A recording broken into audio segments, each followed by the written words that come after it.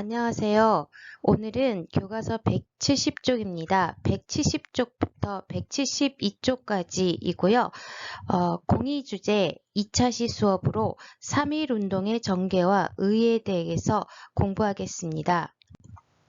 1번을 봐주세요. 1번은 170쪽에 있는 거족적 독립운동의 분위기가 무르익다에 대해서 배우겠습니다. 국제 정세의 흐름에 변화가 나타나서 1917년 러시아 혁명이 일어났고 그 영향으로 1922년에 소련이라는 세계 최초의 사회주의 국가가 등장하였습니다. 그리고 제1차 세계대전이 1914년부터 1918년까지 일어난 이후에 1919년 파리 강화회의가 열렸는데 그때 미국 대통령 윌슨이 민족 자결주의를 제창하였습니다. 그래서 국외 독립운동 분위기가 고조되었고 이에 한국인의 독립의지를 전 세계에 분명히 드러냄으로써 한국 독립에 대한 열강의 지지를 얻고자 하였습니다. 그래서 중국의 상하이에서 여운형 등을 중심으로 결성된 신한청년단은 파리 강화회의에 김규식을 대표로 파견하여 독립의지를 알렸고 도쿄에 있던 유학생들도 28 독립선언을 발표하여 한국의 독립을 주장하였습니다. 국내 상황도 변화했는데요. 국내에서도 거족적으로 독립운동을 일으키려는 움직임이 일어났습니다. 그러던 중에 고종이 서거하자 일제가 고종을 독살하였다라는 독살설이라는 소문이 퍼져서 국민이 크게 분노하였습니다. 이에 천도교, 기독교, 불교 등 종교계 인사들과 학생들은 고종의 국장일, 즉 인산일 또는 장례일에 즈음해서 거족적인 독립운동, 즉 대규모 비폭력 평화 시위를 벌임으로써 한국인의 독립의지를 전 세계에 알릴 계획을 세웠습니다. 이제 170쪽 자료를 확인해 보도록 하겠습니다. 먼저 170쪽 맨 위에 있는 사진이 나와 있습니다. 3.1운동 재연행사라는 사진 자료도 나와 있고요. 그 다음 3.1 독립선언서가 나와 있네요. 첫 번째 줄만 보도록 하겠습니다. 우리는 오늘 조선이 독립한 나라이며 조선인이 이 나라의 주인임을 선언한다 라고 시작하는 3.1 독립선언서 내용도 나와 있습니다.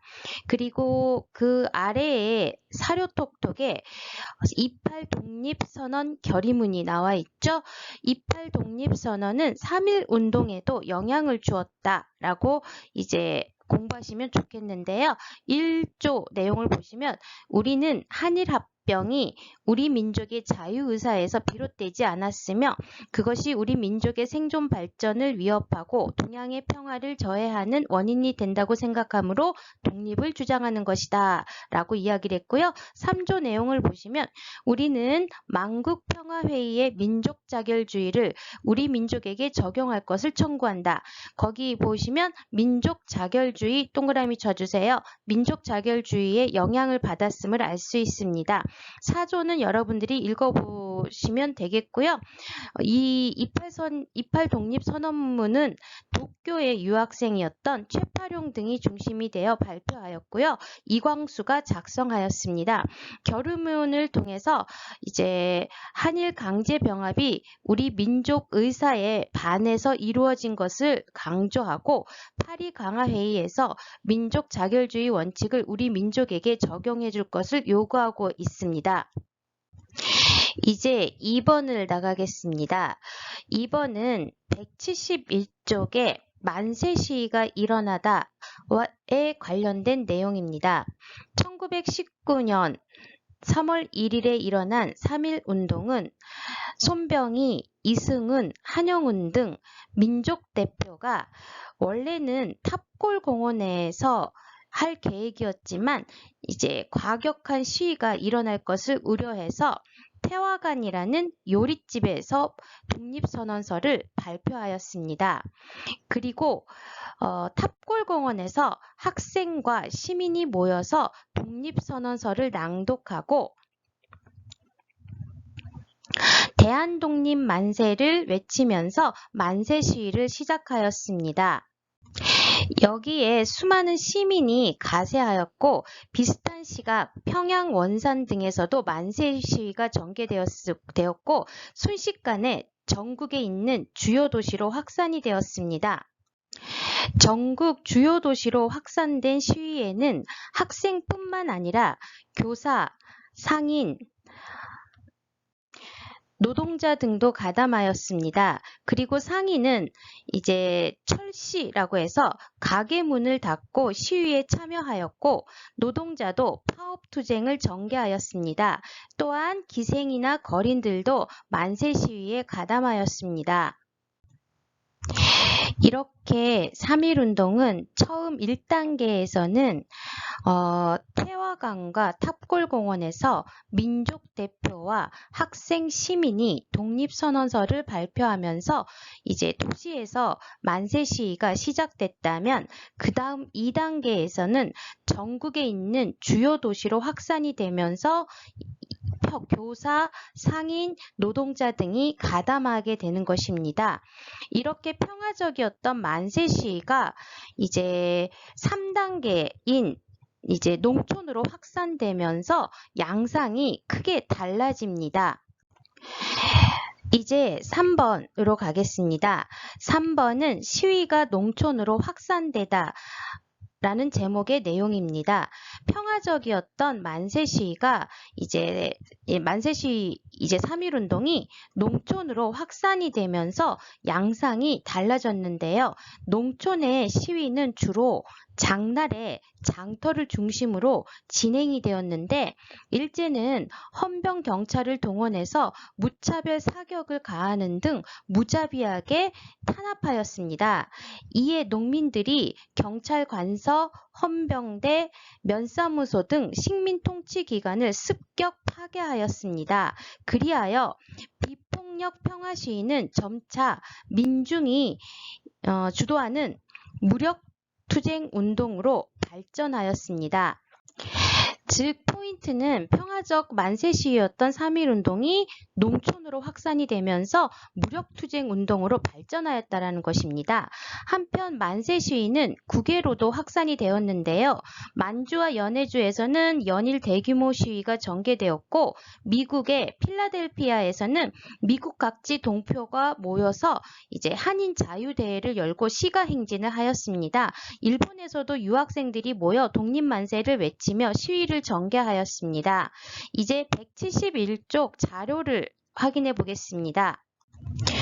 교과서 171쪽 맨 위에 오른쪽에 있는 그래프를 한번 보겠습니다. 3.1운동의 시기별 투쟁 형태와 일제의 탄압이라는 그래프가 나와 있는데요. 빨간색이 일제의 발포고 주황색이 일제와 충돌 건수고요. 이제 초록색이 단순 시위 건수입니다. 처음에 3월 1일부터 3월 10일 거 보면 빨간색 15건에다 동그라미 쳐주세요. 자, 이것을 보고 우리가 알 수 있는 것은 일제가 초기부터 시위대에 발표하였음을 알 수가 있습니다.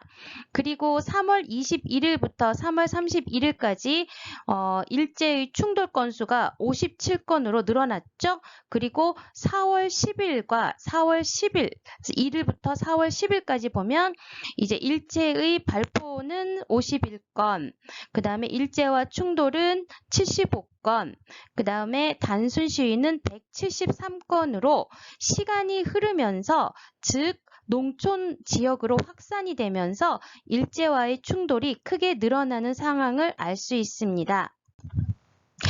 172쪽 그 아래 이제 사료톡톡 자료는 달라진 시위 양상이라는 제목이고요. 이 내용은 농촌으로 3.1운동이 확산되면서 무력 투쟁 운동으로 발전한 내용과 관련된 내용입니다. 한번 간단하게 확인해 보도록 하겠습니다.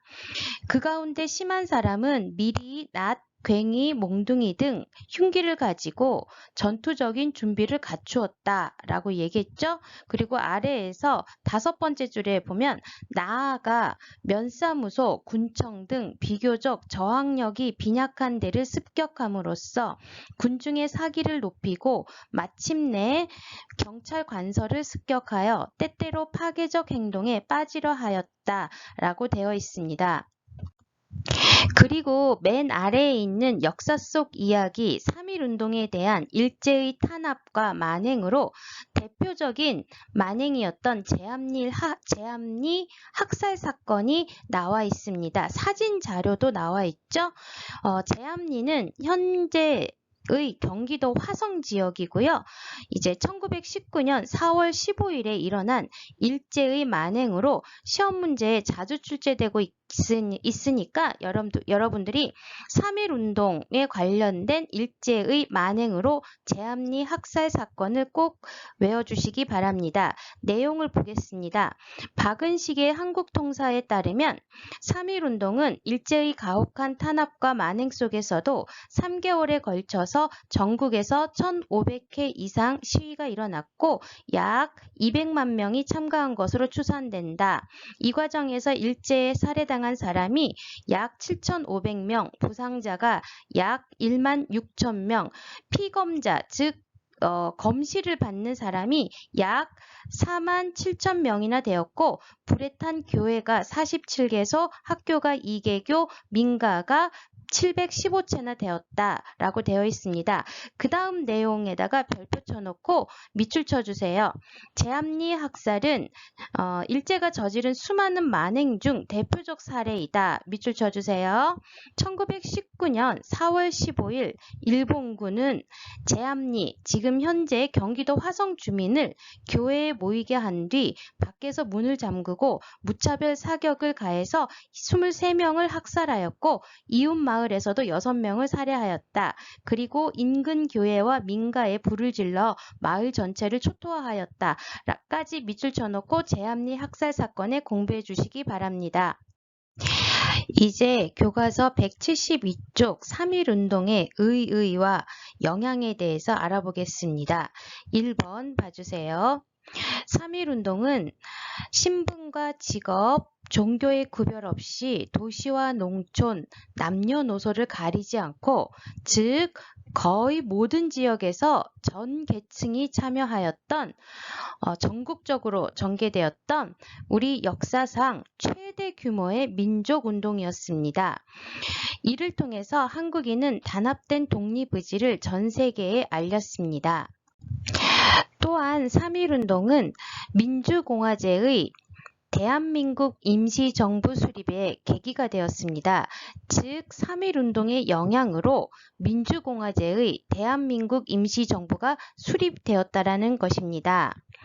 이로써 근대 국민 국가 수립 운동이 첫 결실을 맺었고 민족운동의 주체가 학생, 농민, 노동자, 여성 등으로 확대되어 다양한 민족운동과 사회운동이 전개될 수 있는 토대가 마련되었습니다. 또한 이제 일제가 이제는 무력만으로는 한국의 독립을 막을 수 없다고 판단해서 폭력적이었던 무단 통치에서 문화 통치로 이제 전환하는 계기가 된 것이 3.1운동이었습니다. 그리고 세계사적 측면에서 보더라도 3.1운동은 중국의 오사운동 등과 같은 약소민족의 반제국주의 운동에도 영향을 주었습니다. 간단하게 정리하자면 3.1운동의 가장 큰 의의라고 보시면 이제 의의라고 보면 그 의의는 우리 역사상 최대 규모의 민족운동이라는 것이 의의이고요. 그 다음에 3.1운동의 영향으로 크게는 첫 번째가 이제 민주공화제의 대한민국 임시정부가 수립되는데 영향을 주었고요. 두 번째가 일제의 식민통치 방식이 무단통치에서 문화통치로 전환하는 데 영향을 주었던 게 3.1운동이옵니다. 그리고 뭐 한 가지 더 더하자고 한다면 중국의 오사운동 등에 영향을 주었다라고 외워주시면 좋겠습니다. 그리고 중국의 오사운동은 1919년 천안문 광장에서 베이징 학생들을 중심으로 일어나서 전국적인 민중으로 발전된 운동인데요. 이 운동은 파리 광화회에서 이제 중국의 요구가 묵살된 것에 이제 항의해서 일어난 운동으로 이제 원래 독일의 산둥반도 이권이 중국에 반환되어야 하는데 그것이 일본에게 돌아간 것에 격분해서 이제 일어났습니다. 그리고 이 오사운동을 통해서 중국인들은 외국 군대 철수와 일본의 뭐 요구 폐지 등을 주장하였습니다. 이제 교과서 172쪽 자료를 보겠습니다. 첫 번째 자료는 3.1운동 수감자의 계층별 분포라는 그래프가 나와 있고요. 여기 보시면 농민이 58.4%, 그 다음에 두 번째가 학생과 지식인이 20.8%, 세 번째 상공업자가 13.8%, 외에도 노동자, 무직자 등으로 구성되어 있습니다. 이것을 봤을 때 3.1운동은 전 계층이 참여한 우리 역사상 최대 규모의 민족운동이었음을 알 수가 있습니다. 그 아래에 나와 있는 사료톡톡은 외신의 3.1운동 보도라는 제목으로 1919년 3월 13일에 나왔던 뉴욕타임즈 내용입니다. 잠깐 읽어보도록 하겠습니다. 정의와 휴머니티를 앞세운 한국이 독립선언을 하였다. 선언문에서 우리의 독립선언은 현재의 고통스러운 상처를 없애고 불법적인 일본의 압제에서 벗어나 후손들에게 부끄러운 유산이 아닌 영원한 자유를 물려주기 위함이다 라고 되어 있습니다. 3.1운동 당시 이제 국내뿐만이 아니라 해외에서도 이제 일본의 식민지로만 알려져 있던 한반도 이제 전역에서 일어난 이 독립 만세 운동에 큰 관심을 보였는데요. 이제 뭐 보시면 뭐 전 세계 신문에서 3.1운동을 혁명이라고 보도한 기사가 수백 건에 달했다고 합니다. 그리고 중국의 국민일보는 아시아의 3대 혁명으로 이제 중국의 신해 혁명과 이제 러시아 혁명과 그리고 우리 한국의 3.1운동을 지목하였다고 합니다. 이제 172쪽 역사 속 이야기 3.1운동에 참여한 여성들의 이야기라는 제목으로 이제 뭐 사진부터 확인해 보시면 황에스터와 이제 오른쪽에 있는 김마리아 선생님이 나와 있습니다. 왼쪽의 내용을 보시면 우리의 조국은 결코 남자들만의 것이 아니다. 우리 여성들도 독립운동에 참여할 의무가 있다. 역사의 수레는 한 바퀴만으로 달리지 못한다. 라고 이제 라는 이야기가 있는데요. 이것은 동경 유학생회가 28 독립선언을 앞두고 여자 유학생을 배제하려고 하니까 황에스터 는 이제 이와 같은 열변을 토하며 이제 28 독립선언에 참여하였다고 합니다. 그리고 이후 황에스터는 친구 김마리아와 함께 귀국해서 3.1운동에 참여하였다가 투옥이 되었고 추록 후에도 대한애국부인회를 만드는 등 독립운동을 계속하였다고 합니다. 그래서 첫 번째로 황에스터와 김마리아에 대한 이야기가 나와 있고요. 그 다음은 이제 사진을 보시면 유관순 이 나와 있고 오른쪽에 보시면 한이순 판결문이 나와 있죠. 이제 내용을 먼저 보겠습니다. 천안 아운의 장터에서 만세 시위를 주도한 유관순은 이화학당 고등부 1년 학생이었고 당시 최연소 수감자였던 한희수는 불과 13세의 앳된 여학생이었다. 이렇게 3.1운동을 거치면서 여성 스스로가 역사의 주체라는 자각이 높아졌고 이에 따라 독립운동 참여는 물론 여성 인권과 양성평등을 주장하는 여성운동도 활성화되었다고 합니다. 그러면 한희순 판결문 내용을 보시면 이제 피고 한희순 등은 천안사립광명학교 학생으로 독립만세 운동을 공모하고 3월 20일 학생 약 80명을 인솔하여 양대리 시장에 이르러 국기를 흔들고 조선 독립만세를 불렀다라고 하는 이제 공주지방법원 내용이 판결문 내용이 나와 있습니다. 그러면 이제 역사 속 이야기를 간단하게 이제 정리해 보도록 하겠습니다. 2번을 봐주세요. 황에스터죠. 황에스터는 동경 유학생회가 28 독립선언에 여자 유학생을 배제하려 하니까 열변을 토하며 참여하였고 친구 김마리아와 함께 귀국해서 3.1운동에 참여하였고 그리고 투옥되었고 추록 후에도 대한애국 부인의 조직 등 독립운동을 계속하였습니다. 또한 3.1운동에 앞장선 여성으로는 천안 아운의 장터에서 만세 시위를 주도했던 이제 이화학당 고등부 1년 학생 유관순과 당시 13세로 최연소 수감자였던 한희순도 있었다라는 내용입니다.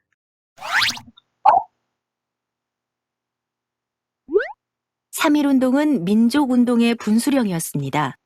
전 세계를 향해 한국이 자주독립국임을 외쳤고 한국인이 나라의 주인임을 분명히 하였지요.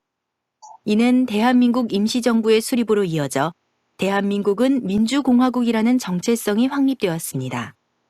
아울러 3.1운동에서 발현된 민족주체의식은 이후 다양하게 전개된 항일투쟁의 밑거름이 되었습니다.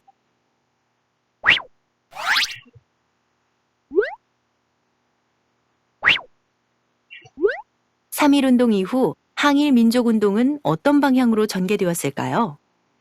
나라 밖에서는 독립군의 무장투쟁이 치열하였고 열강을 향한 외교활동도 전개되었습니다. 나라 안에서는 민족의 경제적, 문화적 역량을 기르려는 실력 양성운동과 청년 학생운동, 농민 노동운동 등 대중운동이 활성화되었지요. 개인적 무력으로 일제에게 타격을 가하는 의열투쟁도 활발하였습니다.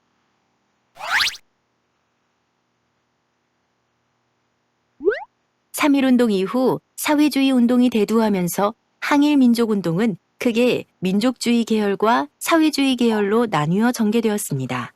이들은 일제를 몰아내고 독립을 쟁취하려는 공통적 목표, 민족 해방을 가지고 있었습니다. 하지만 사회주의 운동은 사유재산 제도에 바탕을 둔 자본주의 체제를 부정하고 노동자, 농민 계급의 해방을 추구하였습니다. 사회주의자에게 민족 해방과 계급 해방은 분리할 수 없는 문제였죠. 이러한 까닭에 사회주의 운동은 일제의 극심한 탄압을 받았을 뿐만 아니라 지주 자본가가 중심이 된 민족주의 운동과 갈등을 빚기도 하였습니다. 이에 민족운동의 전선을 하나로 통일하여 항일투쟁에 힘을 모으려는 민족유일당 운동이 전개되었습니다.